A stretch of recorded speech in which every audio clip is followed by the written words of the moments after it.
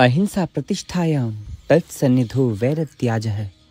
अहिंसा की पूर्ण सिद्धि हो जाने पर योगी भयंकर से भयंकर जंगली जानवर के साथ बातचीत कर सकते हैं, उनके साथ संभाषण कर सकते हैं।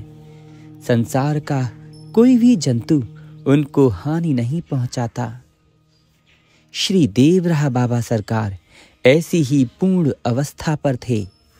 जब बाबा के पास भयंकर जंगली जानवर आते थे उनके दर्शन करने, और श्री बाबा भी उनको प्रसाद देते थे, उन पर आशीर्वचन करते, और समय समय पर तो बाबा उनको उपदेश भी दिया करते थे। बाबा के शिष्य राष्ट्रपति, प्रधानमंत्री, वैज्ञानिक, दार्शनिक, इंजीनियर, डॉक्टर्स, एक छोटा किसान और जंगली जानवर भी होते थे।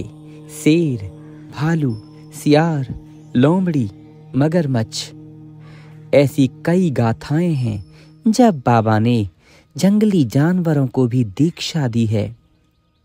श्री बाबा के पास अमरकंटक में 2 शेर आते थे। वे उनके घंटों तक दर्शन करते, उनके हाथ से प्रसाद लेते, एवं बाबा उनको बहुत प्रेम किया करते थे। यह घटना अमरकंटक के उन जंगलों की है जब श्री देवराह बाबा सरकार वहां तपस्या करते थे। संध्या के समय बाबा एक चट्टान पर जाकर ध्यान करते थे।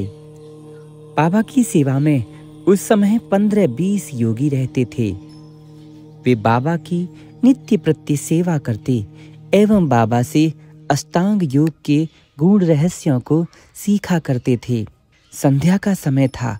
बाबा की समाधि उस चट्टान पर जमी हुई थी। लगभग 2 घंटे बीत गए और बाबा पाषाण की तरह उसी पर बैठे रहे। बाबा बोलते, बच्चा, ईश्वर में योगी और योगी में ईश्वर, ऐसी अवस्था होने पर योगी ईश्वरलीन कहलाता है। बाबा की अवस्था ईश्वरलीन थी। उनके लिए जड़ और चेतन सब में नारायण थे। सारे भक्त उनके लिए आत्मस्वरूप ही थे। अचानक उन जंगलों से 2 शेर आए। वे बाबा की तरफ बढ़ने लगे। बाबा की सेवा में रहने वाले संत दूर से यह देख रहे थे। उन सब को डर लग रहा था कि क्या होगा, लेकिन बाबा के तपोबल को वे जानते थे। उन्होंने देखा कि वो शेर बाबा की तरफ बढ़ रहे थे। चट्टान से करीब 4-5 फीट दूरी पर वो बैठ गए और बाबा की तरफ टकटकी लगाकर देखने लगे। काफी समय हो गया।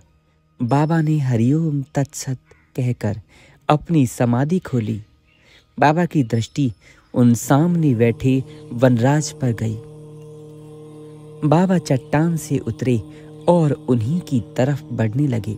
अब शेर भी उठे और बाबा की तरफ बढ़े, लेकिन बाबा के निकट आते ही वे उनके चरणों में अपना सिर लोटने लगे।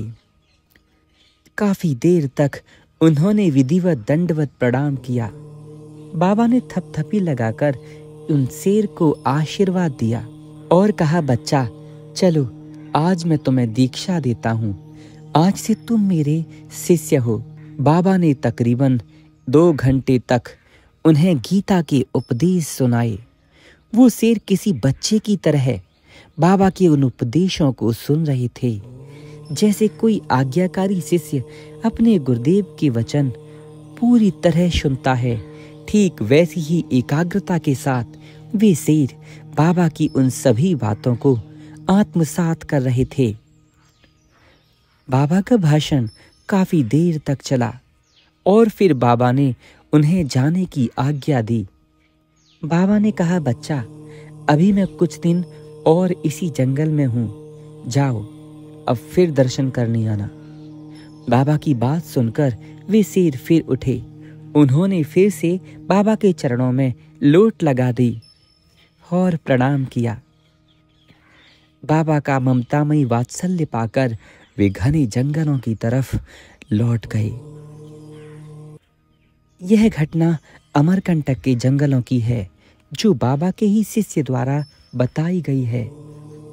ऐसी अनेकों घटनाएं हैं जब बाबा की लीला किसी महामानव जैसी प्रतीत होती है।